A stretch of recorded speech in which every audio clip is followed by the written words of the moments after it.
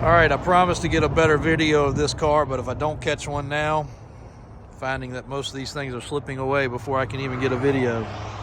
But Plymouth Sport Fury 1967 with the Commando V8. We have looked this car over extremely close. The top is in great shape. The top works. All the stitching is nice. I'll get to the interior in a second, but this car may have not even had a full repaint. And if it did, it was fully disassembled. The paint, the body lines, the fit, the finish is amazing.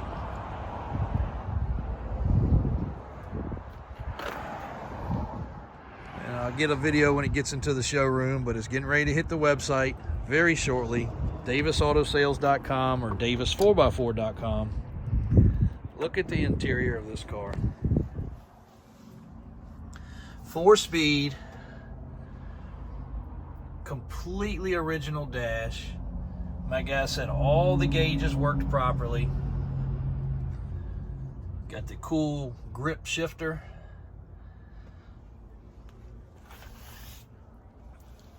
We'd have to say the interior's been redone, but again, we have nothing to tell us that.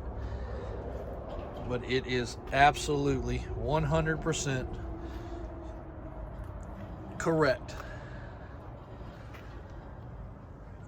Bottoms of the doors, perfect, no rust. And again, even in the jams, this kind of stuff here is always oversprayed. Always oversprayed. It can be taken off, but we're talking a serious, expensive restoration if that's the case.